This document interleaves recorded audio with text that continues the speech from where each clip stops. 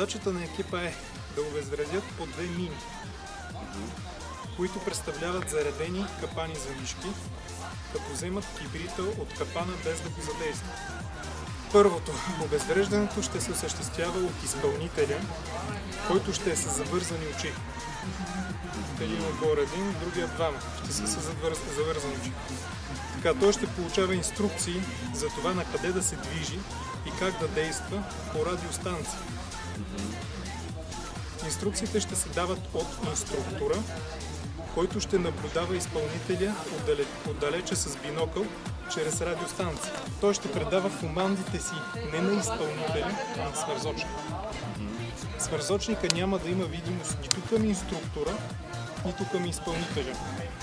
Задачата му ще е да предава информацията между двамата.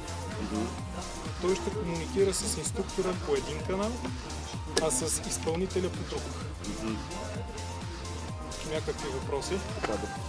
Това са два различни пъти, колчета, където се виждате ги, това са два различни пъти. Там има вражески мини. Общо 4 на брой. 4 мини представляват капани за мишки. В капана за мишка, за мишки има кибрид. Целта каква е? Разделяме се на два отбора.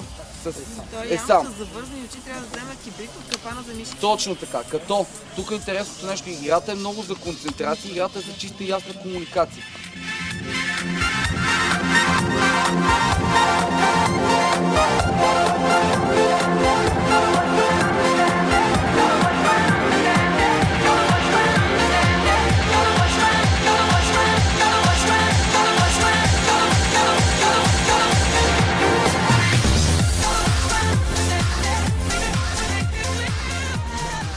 Окей, една крачка напред.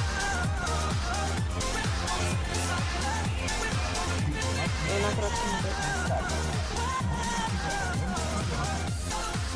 Стой!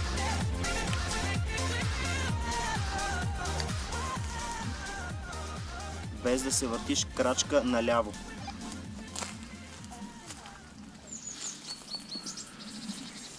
Още една крачка наляво.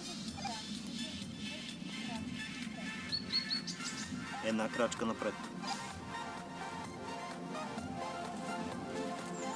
Ляво какво? Крачка наляво. Една крачка наляво.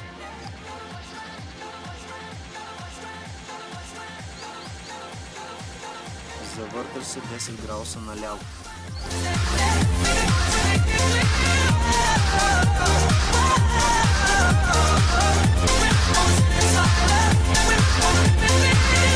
В момента е точно с гръб към пътеката. В момента, както е в момента, е с гръб към пътеката. Трябва да се обърне на другата страна. Не ръкомахай, малки крачки, тялото завърти вляво. Браво! Сега какво да правим? Задръж! Ако паднем някъде в някакъв вода, ще убие.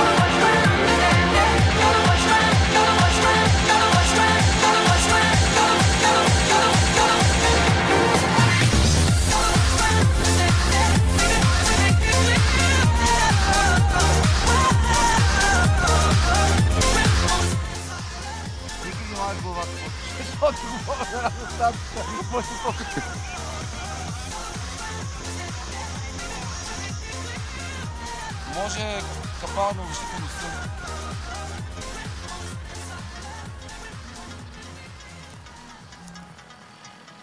Не би приколно се, бе? Да, бе. Нямате право да махате капана отгоре. Какво стана?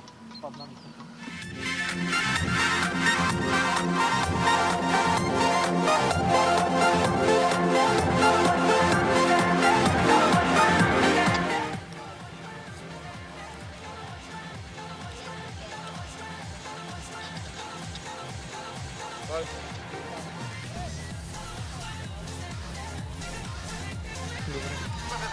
Теглям я на пети. Кики, дигам си ръката на около педия от земята. Конус беше висок. Чакай само. Конус беше висок. Така. Една педия и надолу. Да.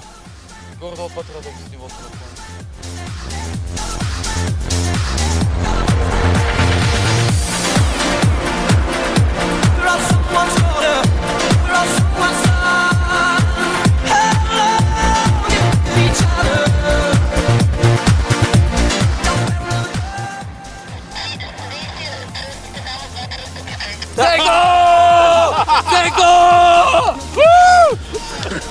Сега гадия киври!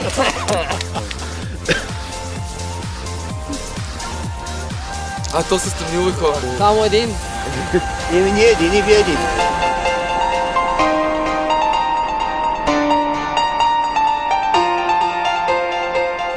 Може би сте усетили, че нашия екип от такива неща не го притесняват кой знае колко много. Такива работи. Тоест опитах се, познавайки всеки един индивидуално добрите, силните черти и минусите, да направим екип, който да бъде перфектен, нали, като организация. И аз смятам, че ролите бяха много добре разпределени. И въпреки, че нямаше коментар както при другите лидери, той директно дойде. Всичко ти беше в главата проиграно и само раздаваше. Ти си такъв, ти си такъв, ти си такъв. Това, което ми направи добро впечатление, че ти се обосноваваше. Ти си такъв, защото така. Ти си добър в тази позиция, защото така. Резултатите си ясни. Проходихме основните моменти. Аз мисля, че няма какво повече да кажем. Поздравявам за упорито остава в случая. Браво! Ние се посъветвахме с колегите и решихме, че тази игра 50% от капаните сте обезвредили и я считаме за успешна. Браво!